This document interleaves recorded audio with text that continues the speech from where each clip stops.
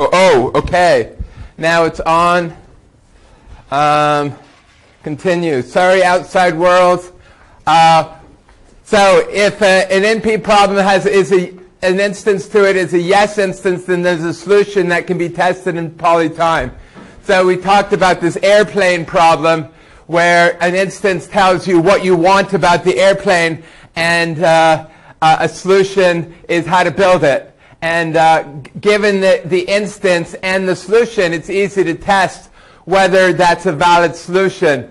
But searching over all valid solutions, if you don't have a fairy godmother, can take exponential time. So industry would like to solve those sort of problems, and that's what we mean by, I was meaning by a free lunch. Cook, in our last class, we proved that if you can do circuit satisfiability, if you have an oracle for that, you can do that in polytime, then you can solve all the NP problems in polytime. And we showed these two problems, the scheduling and the graph coloring, where if you could do one, you could do the other. They were really fundamentally the same problem. And so what we're going to do today is we're going to show that if you can do three coloring, then you can solve circuit satisfiability, which is kind of amazing.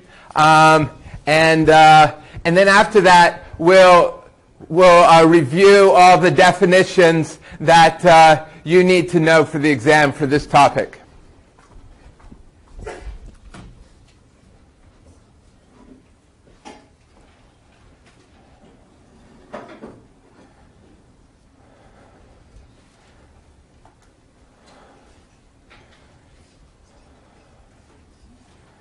All right.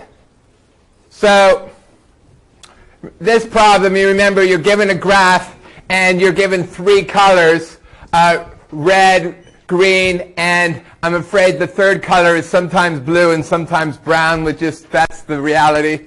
And the question is, can you color it with three colors so every edge has two colors? And this problem is given a circuit, is there an assignment which will make the output true? And what we're going to prove is, given an oracle for the coloring, all right, we're going to build an oracle to solve the circuit problem. Right? You're given a circuit, and somehow, which we will describe in a minute, we'll construct a graph that somehow mimics the computation of this circuit. And then the oracle will tell us whether or not it's colorable with three colors, which will tell us whether or not it's satisfiable. Right? So we first want to look at the similarities between these, and it's not obvious. Right? The input here is a circuit of gates, and the input there is a graph, nodes and edges. Right? So somehow we're going to take the gates and have a little subgraph that's going to mimic every gate. And then a solution assigns true or false to every variable, and this solution assigns green, red, and blue to every node. So what do you think we're going to map true and false to? The colors. In fact, it doesn't matter which color we map it to, but the obvious color is that true gets mapped to green, like go, and red, false gets mapped to red, and then the third color we have to do something with. Right? Everybody got that? And then each of these variables here will get mapped to specific nodes in the graph, right? Which are given, of course, true, false, or colors. But more than that, more than these wires, we have all these internal wires in the exit wire. And each of those is assigned true or false. And so they will all be mapped to a node in the graph. All right? So when we're building, remember, we're given a circuit, and we're supposed to build a graph. And the first thing we do is for every wire in the circuit, we'll have a specific node in the graph. All right? And then, as I said, gates will be represented by a gadget, some sort of a device, sub-circuit, sub-graph that's between these nodes. And here's our gadget. When I was a graduate student, Stephen Rudish was a postdoc, and we were all learning reductions from this to this to this to this to various things. And Stephen decided to skip some of the steps and have a reduction straight from 3 coloring all the way to circuit satisfiability. And in order to do that, he did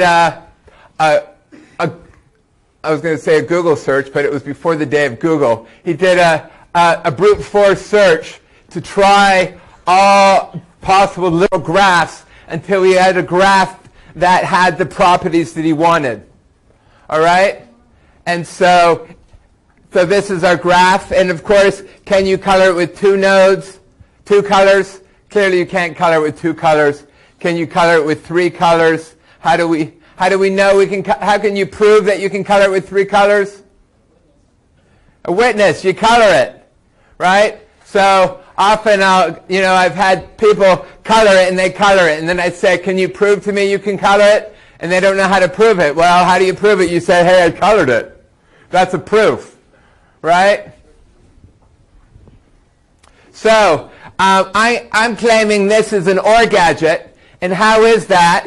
Well, first, as I said, all the wires correspond to specific nodes.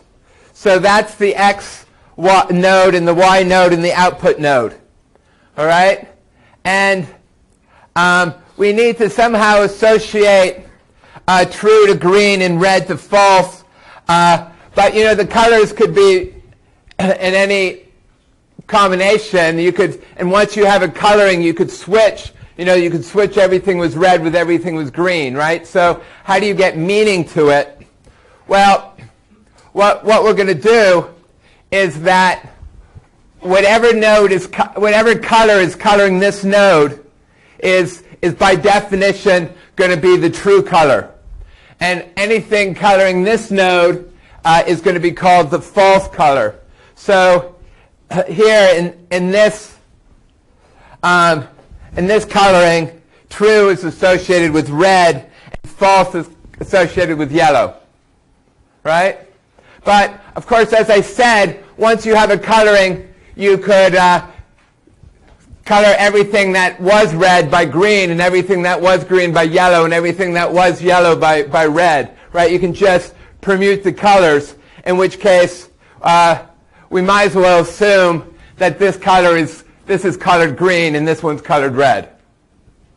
All right? Now, we want to then say, how is this an OR gate? Right?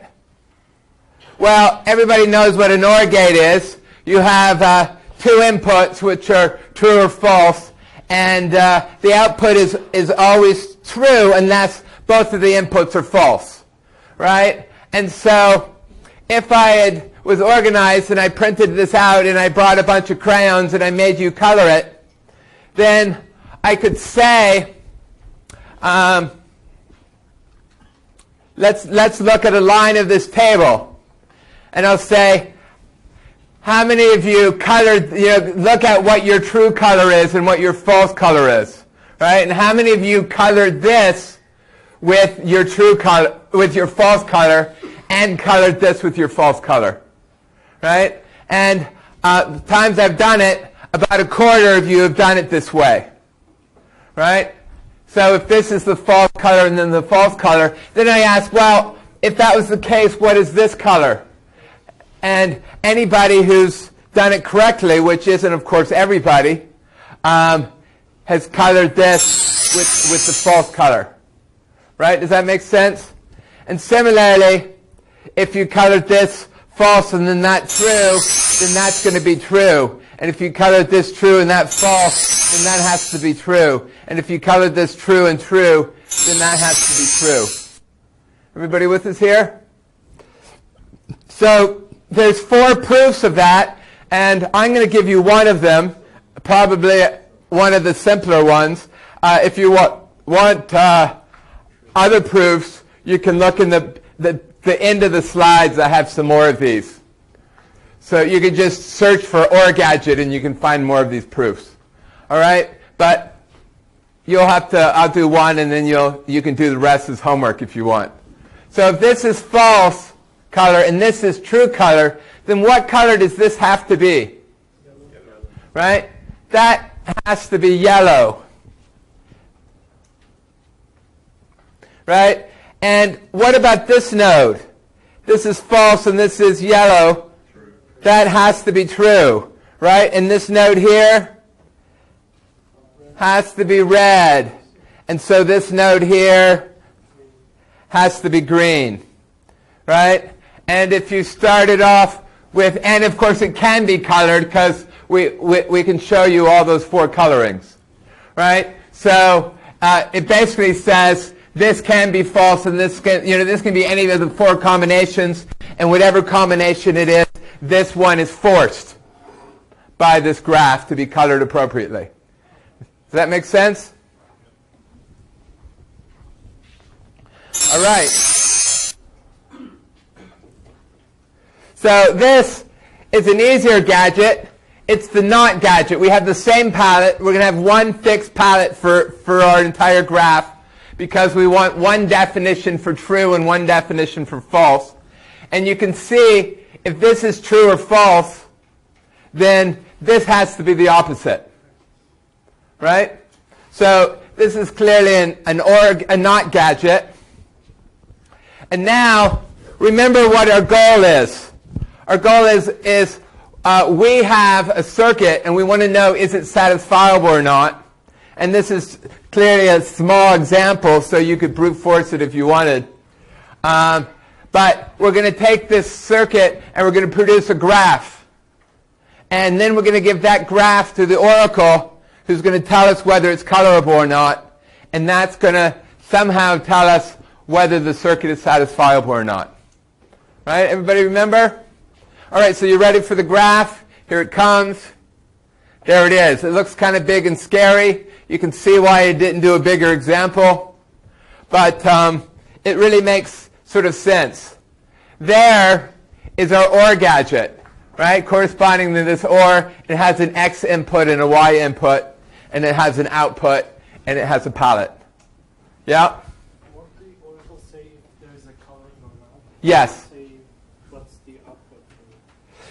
So I just give this. That's a good question. The oracle doesn't know that this is the output node or that this is the X node, right? It doesn't know. It's just is given a graph, and it tells you whether the graph has a coloring or not.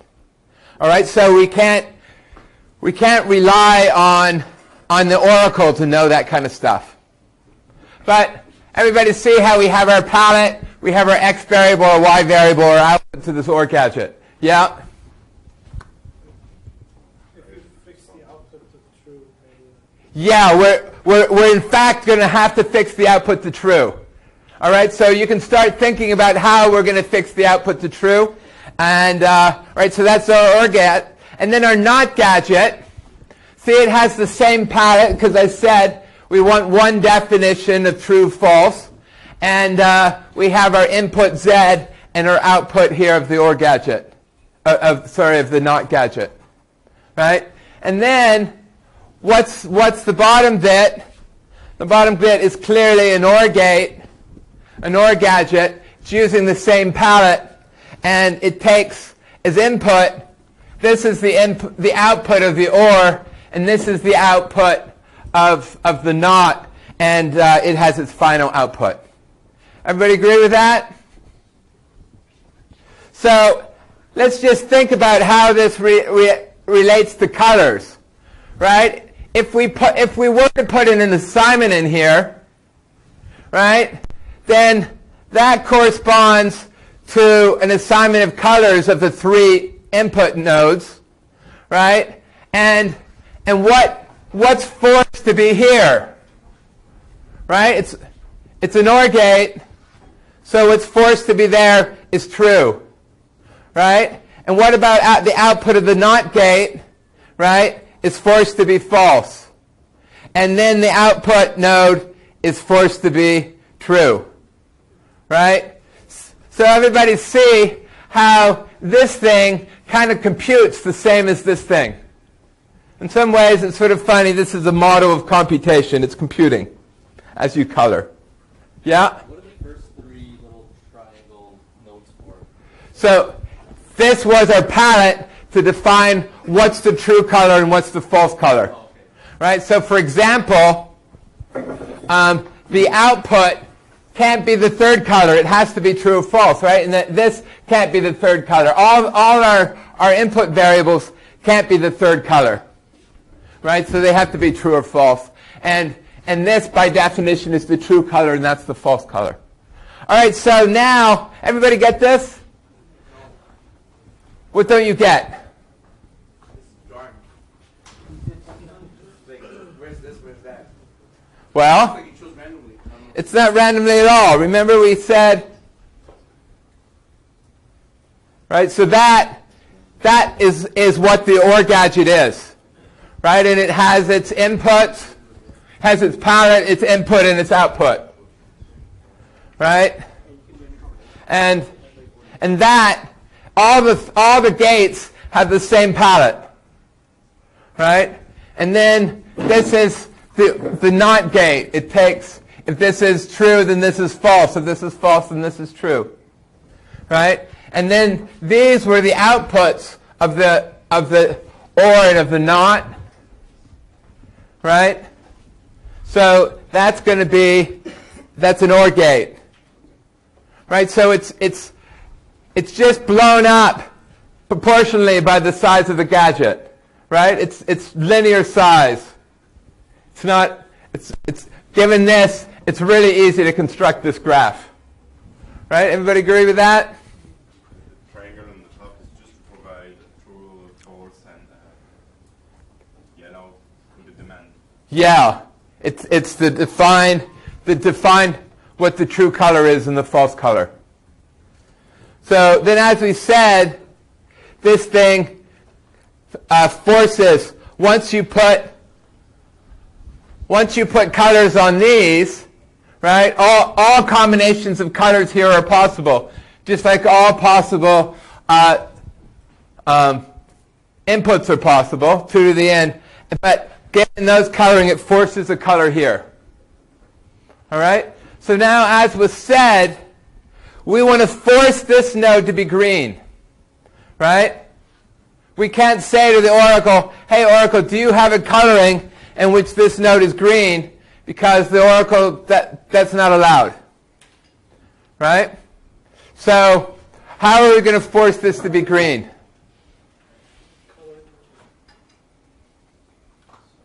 Right? What do we want it not to be? We want it to not be red. Right? And not yellow. Why do we know already that it's not yellow? See, that's yellow. And so if this is yellow, this can't be yellow. So how do we keep this from being red?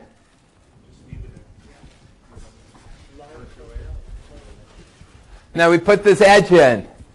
Now this edge says, remember every edge has to be bichromatic, has to have 2 colors. So if this is the false color, this can't be the false color. And this is the third color, so because of this edge, this can't be the third color. Right? This, in order to color this graph, the only way to color it is for this to be green, for this to be the green, the true color. Right? Does that make sense? Everybody kind of get that? So, what do? I claim that this circuit is satisfiable if and only if this graph is colorable. Right? Does that make sense? Because to be satisfiable, you need an assignment here which will trickle down to true. And to be colorable, you need a coloring here that trickles down to true. So it's an if and only if. So how do we proceed then? Right? We're given an oracle for the 3-coloring problem, and we want to design an algorithm for the circuit problem. We're given a circuit which we want to know is satisfiable. We construct